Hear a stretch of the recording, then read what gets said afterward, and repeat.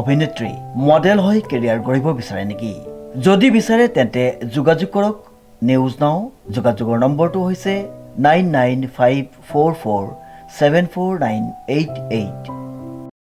নমস্কাৰ, এটি গুৰুত্বপূৰ্ণ বাতৰি লৈ নিউজ নাওৰ ষ্টুডিঅ'ত মই মুকিব হুছেইন। অনুসূচিত জাতি ছাত্ৰ সন্থাৰ বাবে এক ভাল খবৰ। একত্ৰিত হ'ল 5খনকৈ জিলা সমিতি। নিউজ নাওৰ এক বিশেষ প্ৰতিবেদন। অনুসূচিত জাতি ছাত্ৰ সন্থাৰ বাবে এক ভাল খবৰ। একত্ৰিত হ'ল 5খনকৈ জিলা সমিতি। উল্লেখযোগ্য যে যোৰহাট জিলা সমিতিৰ অনুসূচিত জাতি ছাত্ৰ সন্থাৰ কাৰ্যালয়ত অনুষ্ঠিত এখনি সভাত অনুসূচিত জাতি ছাত্ৰ সন্থাৰ সাধাৰণ সম্পাদক পৰমজ্যোতি দাসৰ নেতৃত্বক মান্যতা প্ৰদান কৰা হয়। আচলতে এটা লজ্জিত বিষয়।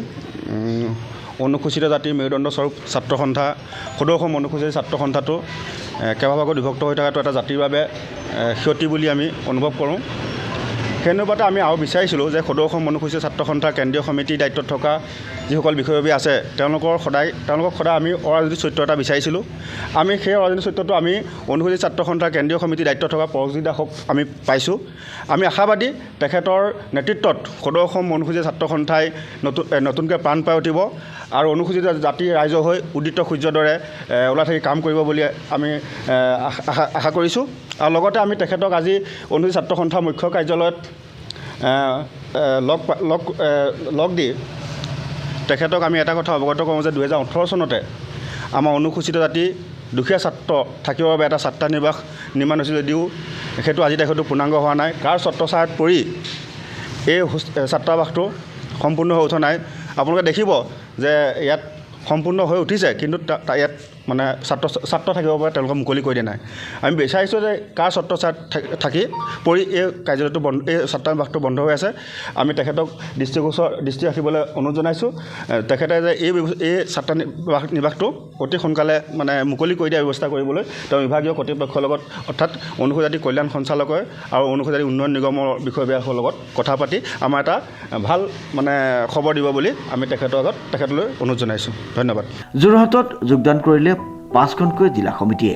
যোৰহাট, মাজুলী, গুৱাহাটী মহানগৰ, শিৱসাগৰ আৰু ধেমাজি জিলা সমিতি একত্ৰিত হৈ যোগদান।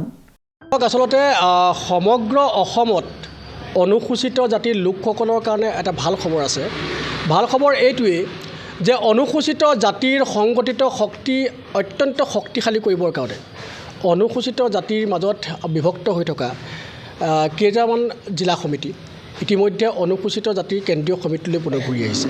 আৰু আজি যোৰহাটত এক বৈঠকত তেওঁলোক মিলিত হৈছে আৰু মিলিত হৈ তেওঁলোকে অনুসূচিত জাতি ছাত্ৰ সন্থাৰ মই সাধাৰণ সম্পাদক পৰমজ্যোতি দাসৰ নেতৃত্বত আৰু থানেশ্বৰ দাস সভাপতিৰ নেতৃত্বত তেওঁলোকে আগন্তুক দিনবিলাকত কাম কৰি যাম বুলি তেওঁলোকে আচলতে মত পোষণ কৰিছে। আৰু যোৰহাট জিলা সমিতি, মাজুলী জিলা সমিতি, ধেমাজি জিলা সমিতি, শিৱসাগৰ জিলা সমিতি, গুৱাহাটী মহানগৰ সমিতি এই সকলোবিলাকে আজি এই যোৰহাটৰ এই সভাতে আচলতে তেওঁলোকে অংশগ্ৰহণ কৰি আমাৰ লগত যোগদান কৰিছে। আৰু অনাগত দিনবিলাকত অনুসূচিত জাতিৰ এই সংগঠিত শক্তিয়ে অনুসূচিত জাতিৰ প্ৰাপ্য অধিকাৰ বঞ্চিত আৰু শোষিত যিসমূহ উপাদান এইবিলাকৰ বিৰুদ্ধে যুদ্ধ দিবৰ কাৰণে দৃঢ়বদ্ধ হৈছে। আৰু সমান্তৰালকৈ আমি ক'ব খুজিছোঁ যে অনুসূচিত জাতিটোক ভাগ কৰিবৰ কাৰণে অনুসূচিত জাতিৰ সংগঠনসমূহৰ মাজত বিভেদ আনি মানে বিভক্ত কৰি তেওঁলোকৰ ৰাজনৈতিক মুনাফা সিদ্ধি কৰিবৰ কাৰণে যি ৰাজনৈতিক শক্তিয়ে চিন্তা চৰ্চা কৰি আছে, চেষ্টা কৰি আছে, এইবিলাকক উফৰাবৰ কাৰণে আজিৰ তাৰিখৰ পৰাই অনুসূচিত জাতি ছাত্ৰ সন্থাই একত্ৰিতভাৱে দৃঢ়বদ্ধ হৈছে আৰু পণ লৈছে।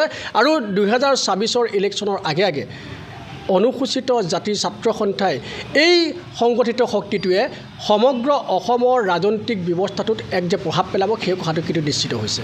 যোৰহাট জিলা সমিতিৰ মুখ্য কাৰ্যালয়ত অনুষ্ঠিত হৈছিল এই গুৰুত্বপূৰ্ণ বৈঠকখনি। সমগ্ৰ অসমৰ অনুসূচিত জাতিৰ লগতে সমগ্ৰ অসমৰ অসমীয়া জাতিৰ অধিকাৰ আৰু অস্তিত্ব ৰক্ষাৰ বাবে যুঁজ দিব এই সংগঠিত শক্তিয়ে। ডিজি বৰাৰ ৰিপৰ্ট, নিউজ নাও।